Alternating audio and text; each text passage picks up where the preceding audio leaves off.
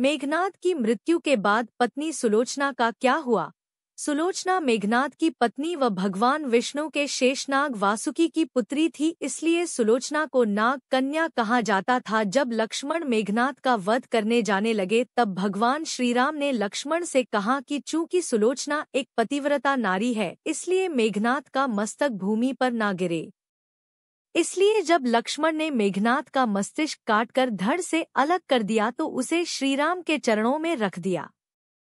भगवान श्रीराम लंका व सुलोचना को यह बता देना चाहते थे कि युद्ध में मेघनाद वीर गति को प्राप्त हो चुका है।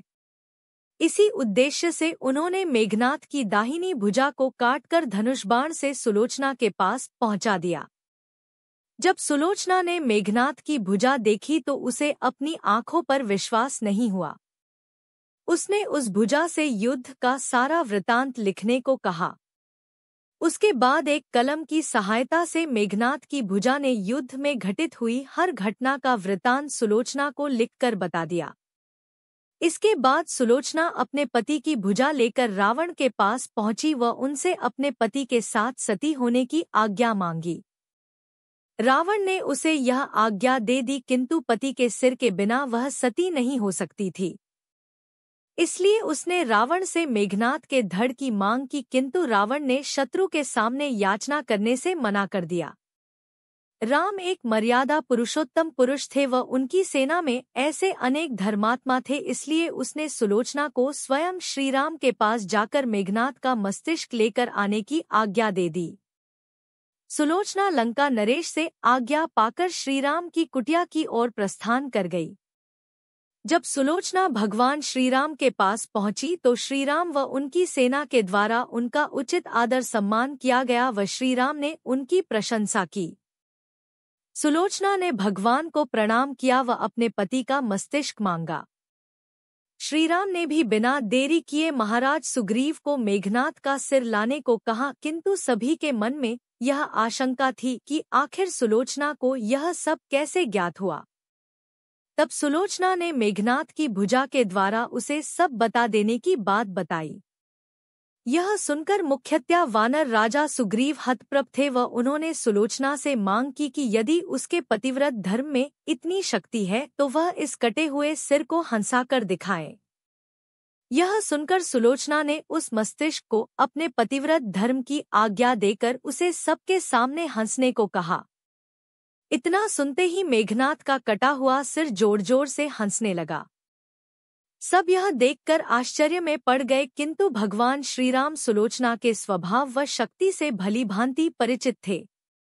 उन्होंने उस दिन युद्ध विराम की घोषणा की व लंका की सेना को अपने युवराज का अंतिम संस्कार करने को कहा ताकि सुलोचना के सती होने में किसी प्रकार का रक्तपात न हो।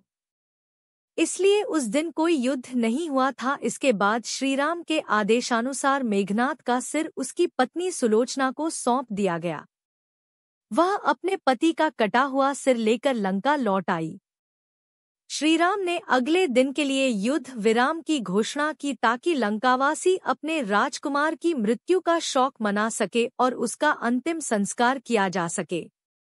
राम रावण युद्ध शुरू होने के बाद से एक दिन के लिए भी नहीं रुका था, लेकिन ऐसा पहली बार था जब श्रीराम ने एक दिन के युद्ध विराम की घोषणा की थी। यह श्रीराम का एक महान योद्धा को दिया गया सम्मान था। रावण ने युद्ध में अपने सभी भाई बंधु खो दिए थे, लेकिन यह पहली बार था जब रावण इतना अधीर व व्याकुल था। वह अपने परिजनों की मृत्यु पर और क्रोध से भर उठता था, लेकिन मेघनाद की मृत्यु पर वह बुरी तरह रो रहा था।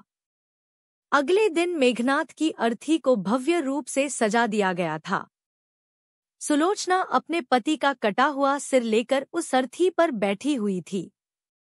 रावण के आदेश पर मेघनाद की चिता को अग्नि दे दी गई और अपने पति के साथ सुलोचना भी जलकर भस्म हो गई। इस तरह से सती सुलोचना की कहानी का यही अंत हो जाता है। सुलोचना ने कभी भी अपने पति को हतोत्साहित नहीं किया था। वह युद्ध का परिणाम भलीभांति जानती थी, लेकिन उसने हमेशा युद्ध पर जाते अपने पति मेघनाद के आत्मविश्वास को बढ़ाने का ही काम किया था। इसका उल्लेख तब भी देखने को मिलता है जब सुलोचना को पता था कि यह उसके पति का अंतिम युद्ध है और अब वे वापस नहीं लौटेंगे। दोस्तों, आपको ये कथा कैसी लगी? कृपया कमेंट करके जरूर बताएं।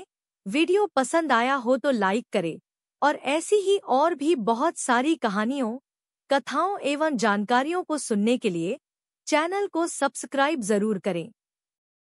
धन्यवाद।